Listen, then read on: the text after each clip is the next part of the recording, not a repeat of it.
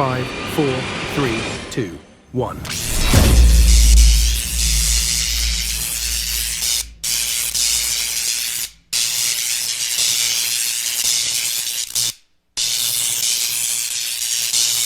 Elko Entrepreneurship, solusi bisnis UMKM. Elko Entrepreneurship Channel, solusi bisnis UMKM, hadir bersama Pak Dr. Yusuf. Assalamualaikum Pak Dokter. Waalaikumsalam. Ahlan wa sahlan, selamat datang, selamat siang. Teman-teman di rumah, kita ketahui Elko Entrepreneurship Channel ini tentu sesuai namanya akan senantiasa menguliti apa itu entrepreneurship.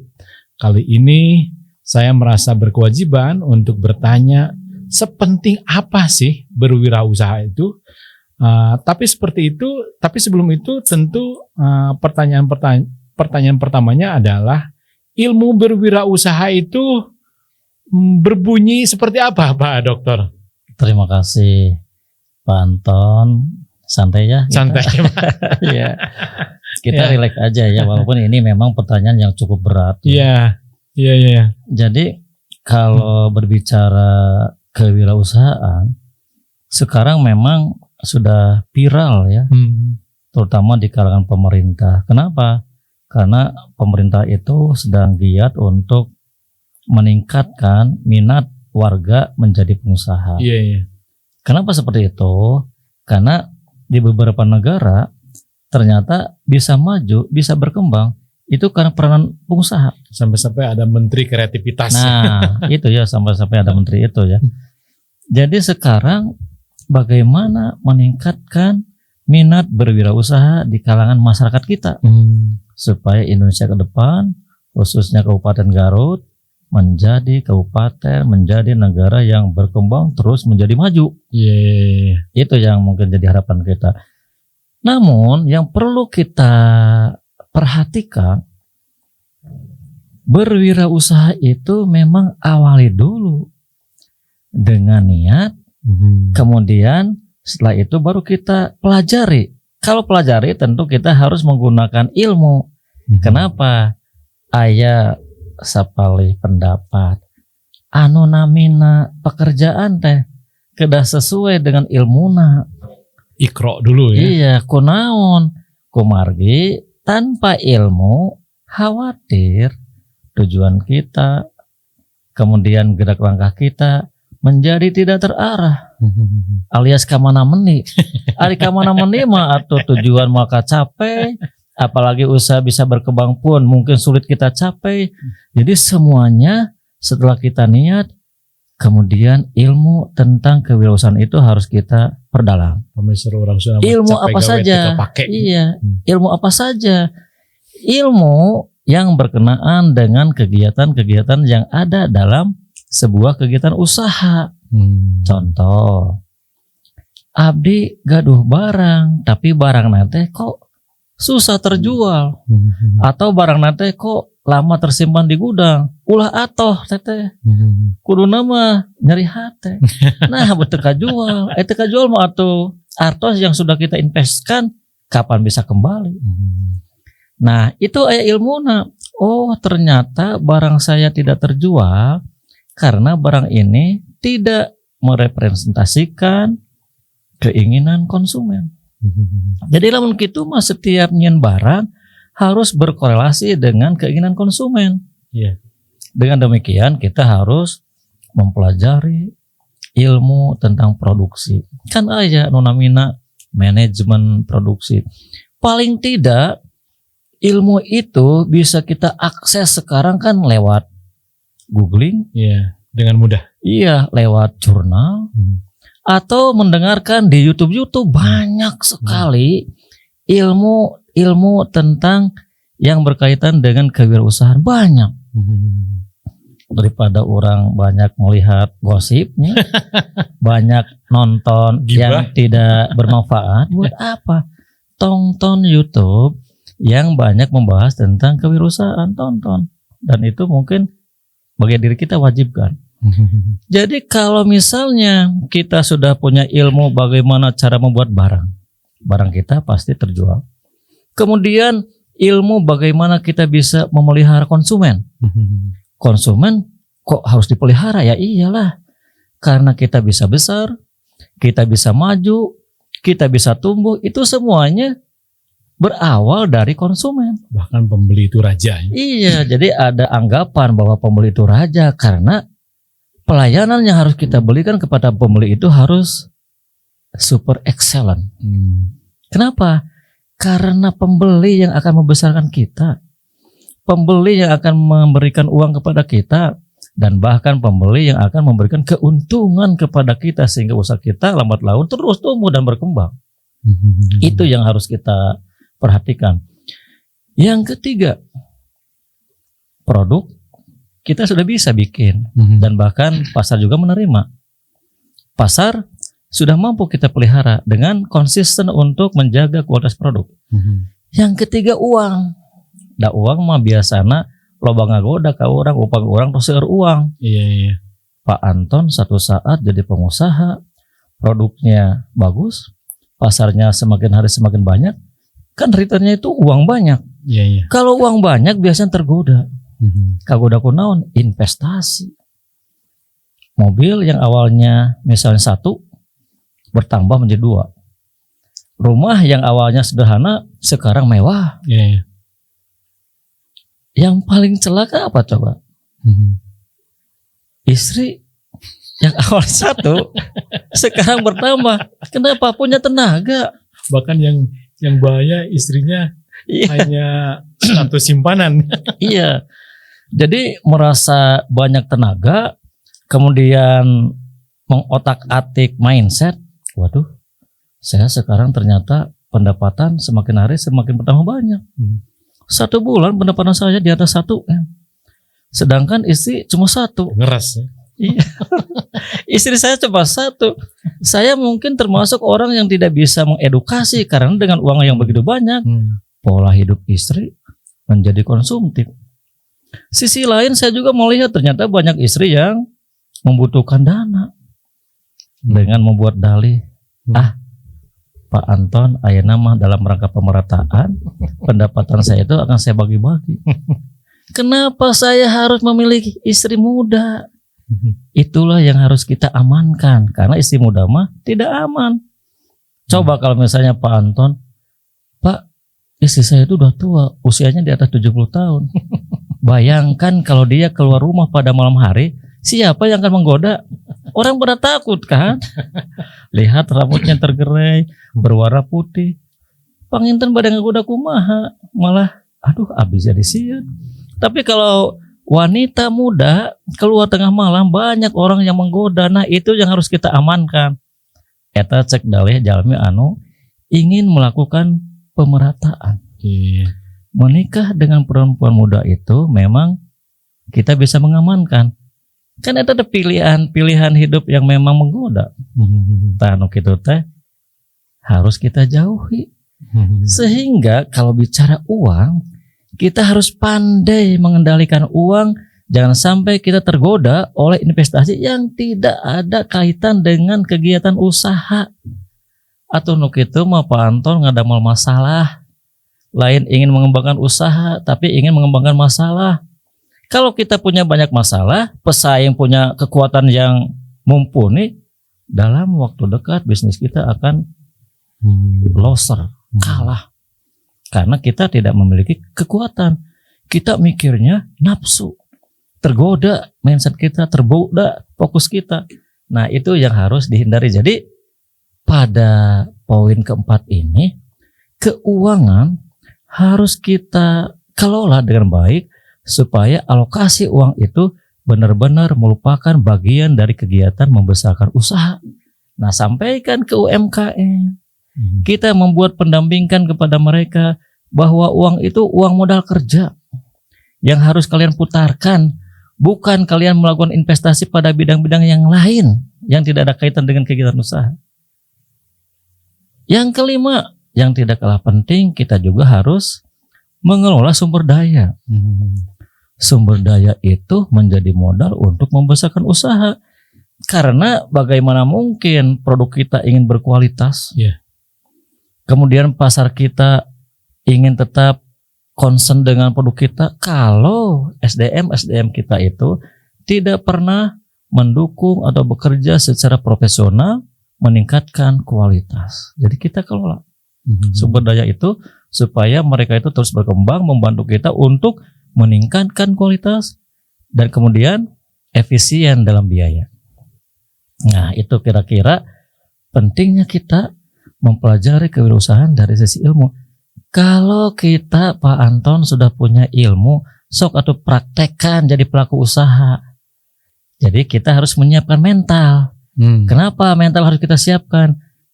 Ari mengolah usaha mah dimensi masalah nanti terus berkembang. Jadi kita harus siap. Dinamis. Artinya resiko-resiko yang akan kita hadapi semakin besar pula resikonya. Nah, itu harus siap. Jadi satu, ilmu kita siapkan dulu. Yang kedua, sok action untuk menjadi pengusaha. Insya Allah saya pikir masalah-masalah yang pengusaha hadapi akan dengan siap mereka bisa memecahkan masalah itu. Ada banyak dosen, dia punya ilmu, dosen wirausaha maksud saya, dia ahli manajemen tapi susah untuk terjun sebagai wirausaha. Tadi yang pertama ada kasus bagaimana pelayanan itu seperti melayani raja gitu. Iya, betul. Tapi betul. para UMKM kita sering lihat Pak Dokter, kalau kita main ke pasar, mereka sebenarnya bekerja keras kan. Ada yang buka warungnya tuh jam 2 malam. Iya, iya. Ada yang sampai sore. Tapi melayaninya itu maaf pakai kaos oblong begitu ya. Nah, Tidak sikat gigi iya, dulu. iya, iya. Artinya visi berwirausahanya itu tidak tumbuh dengan baik gitu. Artinya dia belum menerapkan wirausaha itu sebagai tuan bagi dirinya. Iya, iya. Nah, artinya dia belum menjadikan wirausaha itu sebagai sesuatu yang penting. Iya, iya. Ya kelihatannya apa? Kelihatannya yang tadi cara melayaninya, kemudian usahanya tuh dari keturunan ke-1 sampai keturunan ke-7 segitu aja begitu susah berkembang gitu. Tapi mereka juga sekali lagi di antara para UMKM ini misalnya yang bertani gitu. Mereka kan bekerja keras Pak Dokter. Iya, iya. Macul itu dari pagi sampai siang itu kan kerja keras gitu. Iya, Abang iya. beca itu bekerja keras begitu ya. Iya. Nah, maksud saya yang kurang barangkali adalah visi mementingkan wirausahanya itu begitu. Nah, Iya, iya. sejauh apa sih pentingnya punya visi dan sejauh apa sih pentingnya wirausaha itu Iya, agar iya. mereka tidak berwirausaha itu kalau toko tidak seperti itu aja begitu, kalau pabrik tidak seperti itu saja, ada semestinya ada peningkatan begitu. Iya, iya. Jadi kan begini, mindset kita itu bahwa yang dibeli konsumen bukan hanya barangnya itu saja, tapi ada ikutannya, ada faktor-faktor lain yang juga harus kita pikirkan. Iya, iya. Termasuk pelayanan juga dibeli oleh konsumen. Kalau konsumen merasa, wah pelayanannya ini kurang sopan, Iya. ini terlampau melanggar etika, pasti konsumen juga satu saat akan migrasi berpindah. Iya. Jadi seharusnya kita punya tugas bagaimana memberikan edukasi kepada UMKM supaya pelayanan yang dia berikan pun harus maksimal. Seperti dia berupaya untuk memaksimalkan barang yang akan kita jual. Iya. Jadi sekali lagi kita harus punya pertimbangan yang dibeli konsumen bukan hanya sekedar barang tapi juga servis pelayanan. Kalau pelayanan kurang bagus, dia akan migrasi berpindah ke lain tempat yang bisa memberikan barang bagus, pelayanan bagus. Kita kalah. Nah, ini tugas kita ya. Jadi justru kita akan mengangkat kasus-kasus yang ada di lapangan seperti begitu supaya ke depan dia bisa lebih introspeksi. Ya, lebih berkembang. Iya, iya. Lalu kalau pentingnya wirausaha itu sendiri agar dia punya visi wirausaha yang baik begitu. Ya, mungkin visi dan misi itu yang akan membingkai dia menjadi ke arah yang lebih baik. Karena visi dan misi itu kan sebuah nilai. Mengarahkan Nilai cita-cita ya. yang harus dia anut, nilai yang harus dia praktekkan, nilai yang harus dia jalankan. Karena nilai itu kan keyakinan. Jadi kalau misalnya dia sudah menyadari bahwa berwirausaha itu punya arti yang sangat penting, Kemudian dari situ dia membuat koridor-koridor supaya ke depan usahanya itu memang betul-betul sesuai dengan bingkai nilai. Nilai yang diambil dari agama, nilai yang diambil dari hukum-hukum negara, nilai yang diambil dari nilai-nilai masyarakat seperti adat. Nah, itu saya pikir akan menjadi panduan. Kalau perusahaan atau pengusaha-pengusaha UMKM sudah membuat misi dan visi, tentu dia itu akan terbingkai dan akan menjalankan semua praktek usaha sesuai dengan misi dan visi. Nah, tugas kita juga sampaikan usaha yang baik dulu seperti Rasul, usaha yang baik dulu seperti Abdurrahman bin Auf. Bagaimana dia sampai mendapatkan permintaan oper? Ada istilah oper demand. Karena apa? Service excellent. Jadi pelayanan yang luar biasa sehingga produknya itu benar-benar laris. Begitu Pak Anton. Jadi tugas kita ya. Nah ini perkara tugas kita. Iya. Jadi si dirijen, si konduktor bagaimana menghidupkan aura wirausaha ini, pertama tentu saja pemerintah ya Pak Dokter. Iya, iya. Kemudian ada di dalamnya juga perguruan tinggi, termasuk pesantren, termasuk Kadin ya, Kamar Dagang Industri yang kemarin ribut menjadi 2 kepengurusan. Iya, iya, iya. Termasuk di dalamnya juga ada Gapensi. Saya kira banyak organisasi-organisasi yang urusannya dengan wirausaha. Nah ini dirijennya sementara ini kan belum nampak menguat, tentu mestinya pemerintah. Iya, iya, iya. Bagaimana sang orkestra ini, sang dirijen ini semestinya melakoni gitu agar wirausaha menjadi sesuatu yang menjadi budaya di negeri ini Pak Dokter. Ya kembali channel itu justru bertugas ke sana ya. Iya. Bagaimana kita membuat sebuah kelompok expert judgment. Jadi kita akan rangkul orang-orang yang punya kepentingan untuk menumbuhkan tentang dunia bisnis. Dari pemerintah, dari unsur stakeholder yang lain, kita libatkan. Ini tugas kita bersama. Bagaimana usaha-usaha mikro ini bisa berkembang? Bagaimana usaha-usaha kecil ini bisa berkembang? Bagaimana usaha-usaha kelas menengah ini bisa berkembang?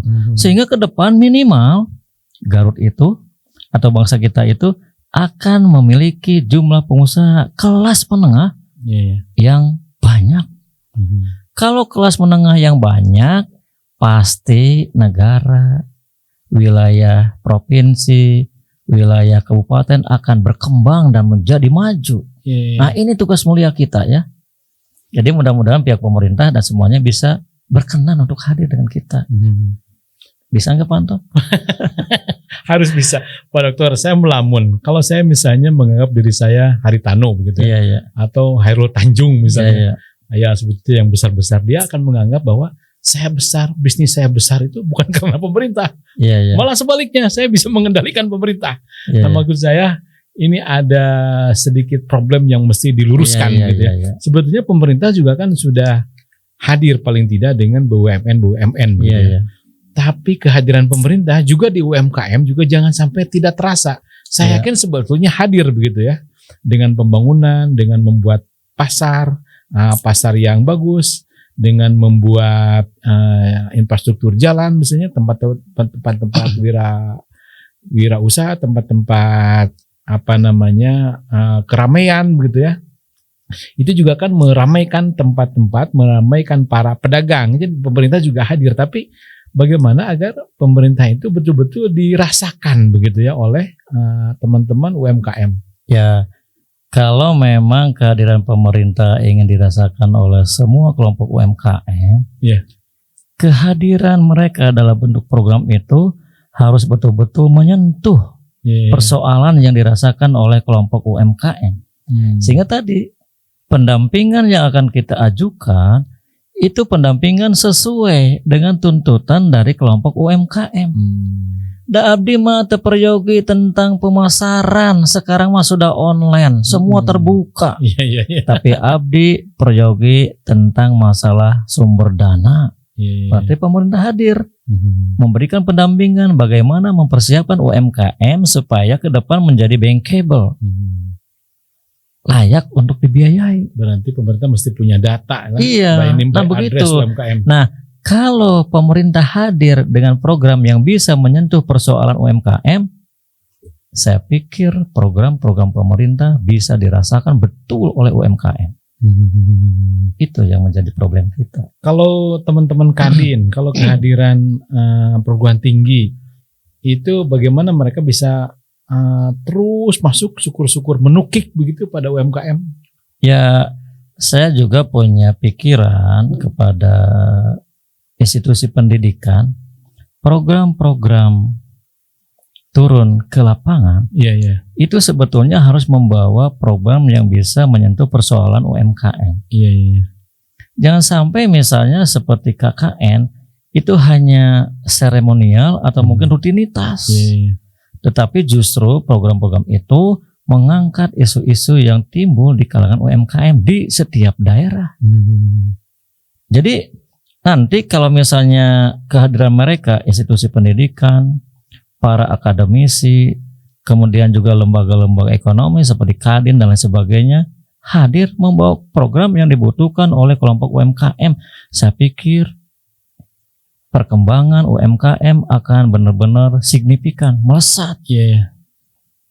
Itu sebetulnya yang mungkin harapan kita itu ya. Iya. Mudah-mudahan dengan channel ini beliau-beliau dari semua kalangan ya, pemerintah, kemudian juga kalangan swasta bisa berkolaborasi untuk mencarikan sebuah solusi supaya UMKM tumbuh berkembang. Nah itu Pak Anton. Terima kasih Pak Dokter. Ini ilustrasi sedikit.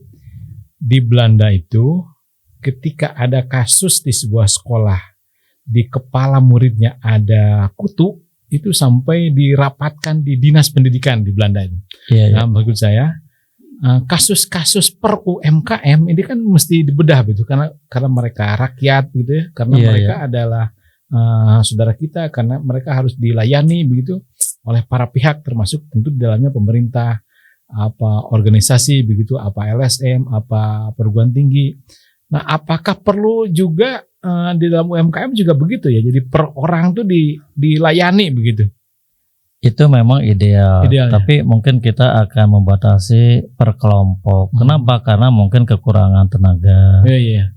ahli, kekurangan sumber daya lain, sehingga pemerintah dengan keterbatasan yang ada itu mungkin bisa kita lakukan per kelompok. Itu memang idealnya. Jadi sekali lagi kehadiran pemerintah akan bisa dirasakan oleh kelompok UMKM ketika dia mampu memecahkan masalah-masalah real UMKM. Iya. Contoh, Sukaregang khususnya industri penyemakan kulit punya persoalan dengan limbah. Pemerintah hadir mencarikan solusi bagaimana limbah bisa ditangani. Titik. Karena ini problem rakyat ya. Iya, titik. Kemudian kalau sudah begitu, satu, pemerintah memang betul dekat dengan rakyat. Yang kedua, karena keterlibatan pemerintah yang begitu dekat, UMKM menjadi tenang. Kalau UMKM tenang dalam berbisnis, ke depan UMKM akan terus berkembang. Saya jamin begitu. Saya ingin juga terus mengembangkan isu-isu UMKM, kan di dalamnya ada usaha mikro, kecil, menengah. Iya. Nah, kemudian bagaimana para pengusaha yang kecil itu menjadi menengah begitu dan selanjutnya. Iya. Nah, ini kan perlu ada pengelompokan, Pak. Ya. Apa perlu ada semacam pengorganisasian begitu? Bagaimana akan mereka merubah katakanlah statusnya begitu? Iya. Ya, sebetulnya nanti kita juga akan membuat model pengembangan. Model pengembangan ini kita mungkin peruntukan buat mikro, kecil, menengah, besar. Model ini kita akan bangun berdasarkan hasil diskusi kita dengan expert judgment. Iya.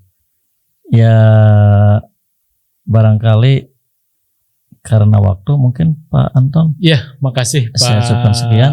Dokter. Saya kira kita masih perlu untuk terus mengurai.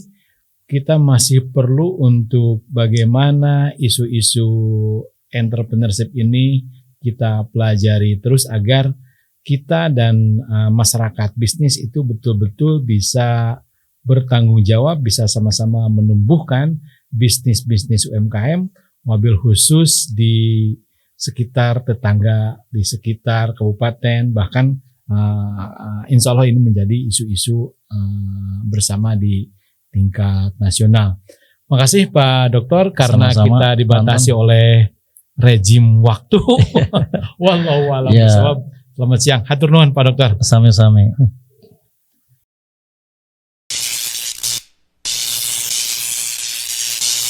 Elko Entrepreneurship, solusi bisnis UMKM.